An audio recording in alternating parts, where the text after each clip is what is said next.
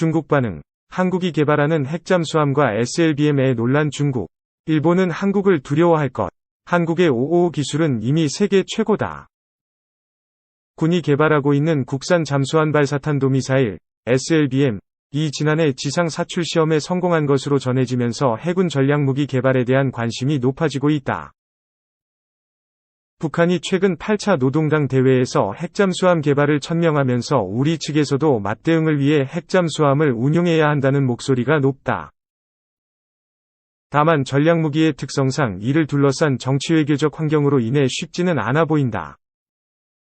핵무기와는 다른 핵잠수함, 몇 달을 바닷속에 숨어 지내다 정확한 목표 타격. 원자력 잠수함 또는 핵잠수함, SSN, 서브머저블 쉽 뉴클리어 파워드, 이란 핵무기의 탑재 여부와 관계없이 원자로를 통해 추진 동력을 얻는 잠수함을 뜻한다. 원전이 핵연료를 쓰긴 하지만 핵무기와는 다르듯, 핵잠수함도 핵무기와 다르다. 내연기관을 사용하는 기존의 재래식 잠수함은 주기적으로 수면 위로 부상해 엔진을 돌려 축전지를 충전하는 과정이 필요하다.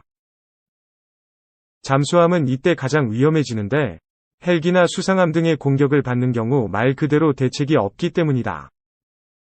이동이 가능한 대부분의 무기체계가 그러하듯이 주기적인 연료 재보급도 필요하다.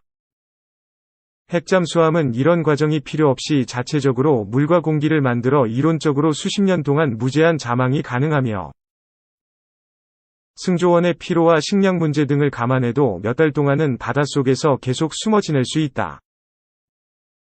대잠전을 치르려면 해상 초계기 또는 같은 잠수함 등이 위치를 탐지한 뒤 어뢰 등으로 공격해야 한다.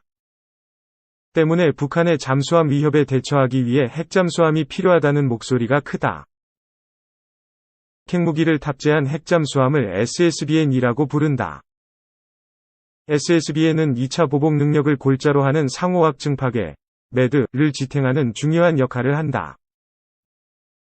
즉 한 나라가 다른 한 나라에 핵공격을 가하더라도 잠수함은 살아남아 핵보복을 할 수 있기 때문에 결과적으로 어느 나라도 선제 핵공격을 하지 못하게 된다.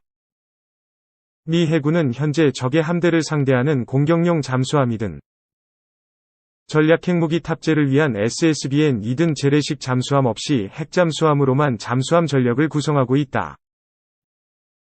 전 세계를 대상으로 작전을 펼친다는 점 등을 감안해서다.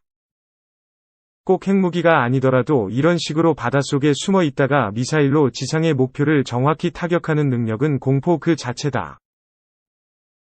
실제로 2003년 이라크전에서 미국과 영국 해군은 구축함과 핵잠수함 등을 동원해 수백 발의 토마호크 순항미사일을 수도 바그다드에 쏟아부었고 이는 이라크군의 지휘체계 등을 사실상 마비시켰다. 십수년 전 무의로 돌아간 362사업 국산 SLBM은 수중 사출 시험만 남겨 과거 노무현 정부는 핵잠수함 보유를 비밀리에 추진했다. 당시 북한의 핵 확산 금지 조약 NPT 탈퇴로 위기가 고조된 것 등이 배경이었다. 해군은 2003년 6월 2일 핵잠수함 건조 계획을 노무현 대통령에게 보고해 승인받았고 이 날짜에서 이름을 따 362사업이라 불렀다. 하지만 2004년 국제원자력기구 IAEA가 한국원자력연구원의 우라늄 농축 비밀 실험에 대한 사찰을 통보하면서 파장 등을 고려해 362사업은 유야무야됐다. 그로부터 십수년이 지나는 사이 북한은 지난 2016년 북극성 1형 SLBM의 실제 잠수함 발사 실증에 성공했고 현재 3000톤급 중형 잠수함도 신포조선소에서 건조 중이다. 이에 대응해야 할 우리 군의 잠수함 전력은 현재 장보고 KSS-과를 거쳐 3000톤급인 도산 안창호급 위 배치까지 왔다. 1번 함인 도산 안창호함과 2번 함인 안무함이 이미 진수돼 취역을 기다리고 있으며 여기에는 6개의 발사관이 달린 수직발사대 VLS도 있다. SLBM을 탑재할 수 있다는 뜻이다. 군 당국은 몇 년 전부터 북한의 위협에 대응하기 위해 탄도미사일의 탄두 중량과 사거리를 제한하는 한미미사일 사거리 지침안에서 SLBM을 개발해왔다. 이미 잠대지 순항미사일인 해성-3가 있긴 하지만 제트 엔진을 쓴다는 특성상 속도가 느리기에 탄도미사일도 같이 필요하기 때문이다. 다행히 문재인 정부 들어 지침이 개정되면서 탄도미사일의 탄두 중량은 무제한, 사거리는 800km까지 개발할 수 있게 됐다. 그리고 지난 13일 정부 소식통 등에 따르면 군 당국은 지난해 국산 SLBM의 지상 사출 시험에 성공하고 올해 수중 사출 시험을 앞두고 있다. 다만 군은 이것이 전략무기라는 점을 의식해 공식적으로는 함구하고 있다. 탄두 중량 2톤의 사거리 800km로 추정되는 현무 -4지대지 탄도미사일과 마찬가지다. 국방부 부승찬 대변인은 14일 정례브리핑에서 관련 질문에 우리 군은 그동안 전력 현대화를 통해 북한의 단거리 미사일 등에 대한 대응 능력을 갖추고 있고 앞으로 이를 더욱 보완할 계획이다 고 설명했다.